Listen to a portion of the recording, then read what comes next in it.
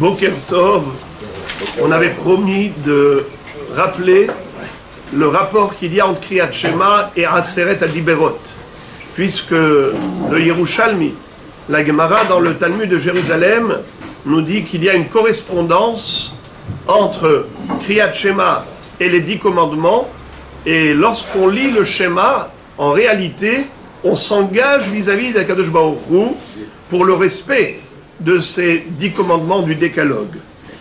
Alors, quel est le rapport entre les deux?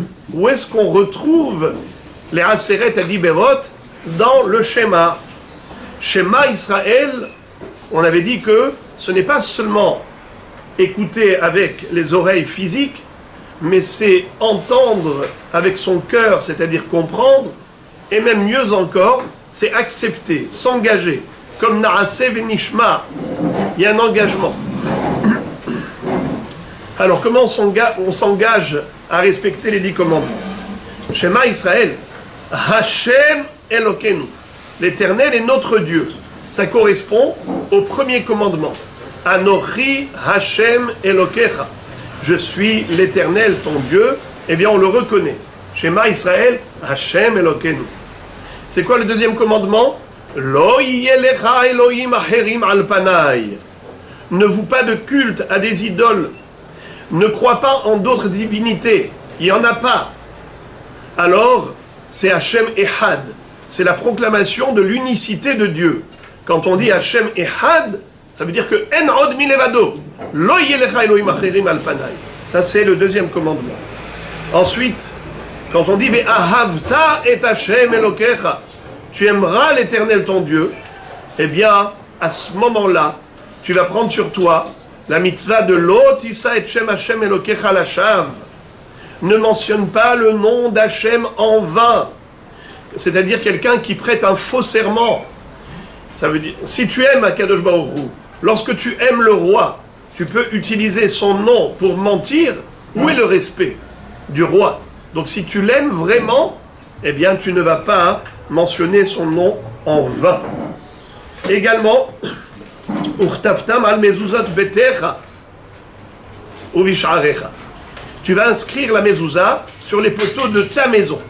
Betecha, ça veut dire que tu dois comprendre que dans ta vie, la maison du voisin n'existe pas. Ça correspond à quel interdit? Le 10e. Le dernier commandement, c'est Lotahmod bet re'echa. Ne convoite pas la maison de ton voisin et tout ce qu'il possède.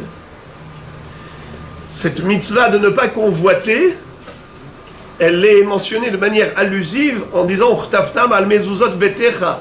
Il n'y a que ta maison, la maison de l'autre, pour toi, Pachout. Tu en fais abstraction totale, elle n'existe pas. Akadosh Baruch Hu t'a donné ta maison, il t'a donné ce qui est à toi, le destin de l'autre, tu ne dois pas le convoiter.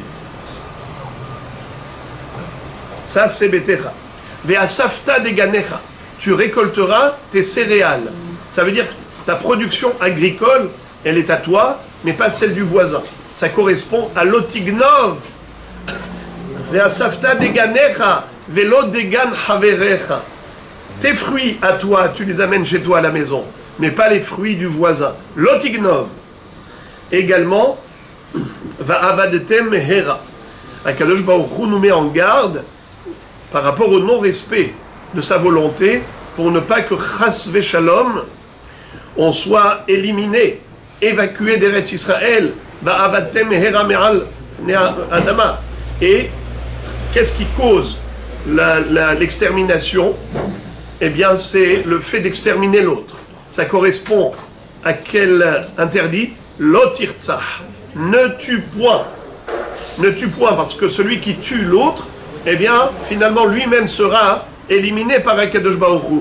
Comme il est écrit dans Pirkei Avot, lorsque Hillel avait vu un crâne qui flottait sur l'eau, il a dit Al de ateft atfur, vesof metefair yetufun. Parce que tu as noyé les autres, on t'a noyé. Et ceux qui t'ont noyé seront noyés. Ça veut dire qu'il y a un système d'élimination de tous ceux qui cherchent à éliminer les autres. Alors, va'avadtem mehera. Fais attention. Respecte l'existence de l'autre. Au contraire, si tu aides les autres à exister, Akadosh Baruch Hu t'aidera également. Les Maran Yirbu Yemechem Vimevenechem. Dans ce passouk, on voit ici la promesse de longévité. Akadosh Baruch Hu te promet longue vie à toi et à ta descendance. Ça correspond à quelle mitzvah des Aseret Adiberot? Eh bien, quelle est la mitzvah qui rallonge la vie de l'homme? C'est la mitzvah du respect des parents. Kabed et avicha et imecha, lema'an ya'arichun yamecha. Eh bien, ça correspond à lema'an yirbu yamechem vimebene. Il y a également l'interdit de se laisser entraîner par nos yeux et notre cœur qui nous dévie vers d'autres horizons. Lotaturu achare levavchem ve'achare einechem. Attention aux yeux, où vous portez votre regard. Ne pas laisser votre cœur être passionné par des choses interdites. Ça correspond à quoi dans les Aseret Adibrot? Lotin af. Ne pas avoir de relations interdites. Eh bien, ça commence par les yeux. Les Maran Tizkeru. Afin que vous vous souveniez de toutes les mitzvot d'Akadosh Baruch Hu. Les Maran Tizkeru et kol mitzvot Hashem barasitem otam. Quelle est la mitzvah dans les 10 commandements qui équivaut les 613 mitzvot? Puisqu'on est en train de nous dire, afin que vous vous souveniez de toutes les mitzvot de la Torah. C'est quoi qui nous rappelle ça? C'est le tzitzit. Tzitzit en valeur numérique, 600. Tzadik, Yud, c'est 90 et 10, ça fait 100. Encore une fois, Tzadik, Yud, 90 et 10, ça fait 100. Tav, 400. 400 et 200, 600. Il y a 8 fils. 5 nœuds, 8 et 5, 13, 613 mitzvot. Ur item oto, usrartem et kol mitzvot Hashem, marasitem otam.